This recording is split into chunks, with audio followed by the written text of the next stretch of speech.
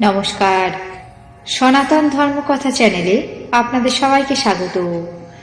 আজ মাঘ মাসের 29 তারিখ বৃহস্পতিবার, কৃষ্ণপক্ষের দশমী তিথি।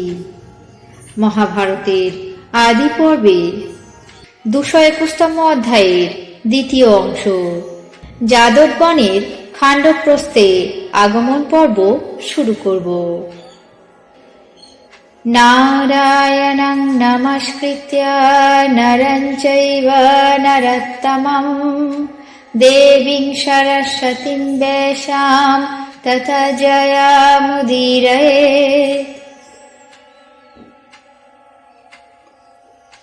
দ্রৌপদী সুভদ্রাকে দেখে এবং কৃষ্ণের ভগিনী জেনে সুভদ্রাকে বুকে জড়িয়ে ধরে আলিঙ্গন করলেন।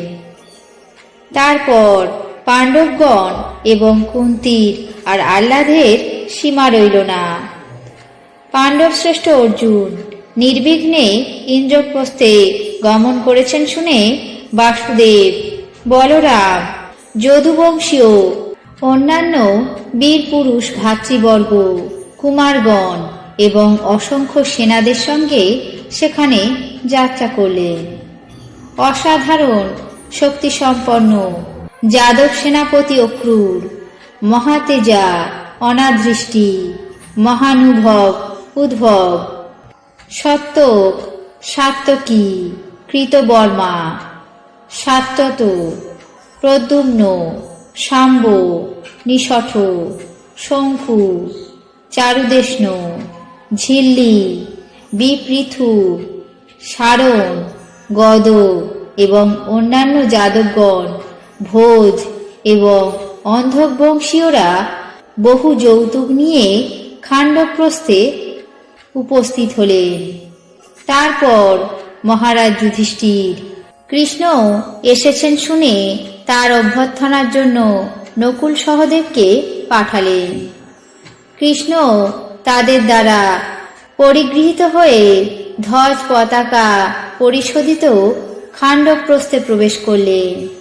তারপর সেখানকার রাজপথ সকল ধূলিহীন, শীতল, সুগন্ধি চন্দন রসে অভিষিক্ত হয়েছিল। কোন কোন প্রদেশ দাহ্যমান অগুরুধূমে সুরভিত, কোন কোন স্থান কুসুমমালায় সুশোভিত, কোন কোন স্থান আবার বণিকদের কোলাহলে পরিপূর্ণ রয়েছে। কোথাও বা নগরবাসী লোকেরা প্রফুল্ল মনে ভ্রমণ করছে।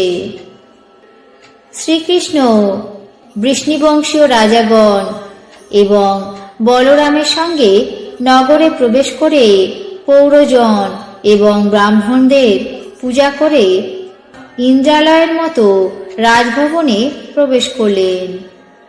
রাজা যুধিষ্ঠির বলরামের যথোচিত সৎকার করে কৃষ্ণকে আলিঙ্গন করলেন। কৃষ্ণ বিনীতভাবে ধর্মরাজ যুধিষ্ঠির এবং ভীমকে অভিবাদন করলেন।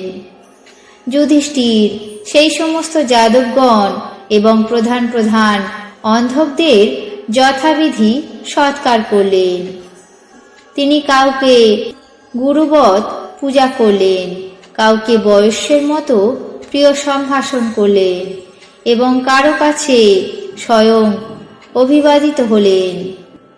কৃষ্ণ অর্জুনকে নিজেদের আনা সমস্ত রত্নসমূহ যৌতুক প্রদান করে কিঙ্কিণী জাল জড়িত অসংখ্য সুবর্ণ রথ, সুশিক্ষিত সারথি, মাথুরদেশীয় অযুত গো, শ্বেতবর্ণ ঘোড়া, সুবর্ণালঙ্কারে ভূষিত সেবাকুশল কিঞ্চিত দাসী, ঘটক, উৎকৃষ্ট রাশি রাশি মদস্রাবী হাতি প্রভৃতি সুভদ্রাকে প্রদান করলেন। বলরাম সেই সম্বন্ধের বহুমানপূর্বক অমূল্য রত্নসমূহ, বস্ত্র এবং বহুল নাগেন্দ্র এবং শত পতাকা প্রভৃতি বস্তুজাত যৌতুক দান করলেন। মহারাজ যুধিষ্ঠির সেই সমস্ত দ্রব্য গ্রহণ করে সমাগত যাদব এবং অন্ধকদের যথোচিত সৎকার করলেন। যেমন পুণ্যাত্মা লোকেরা পরম সুখে স্বর্গ ভোগ করেন, তেমনি সেই সকল মহাত্মা সেখানে গীত বাদ্য দ্বারা যথেষ্ট বিহার করতে লাগলেন। আজ মহাভারতের আদি পর্বের 221তম অধ্যায়ে দ্বিতীয় অংশ যাদবগণের খাণ্ডবপ্রস্থে আগমন পর্ব এখানে শেষ করছি।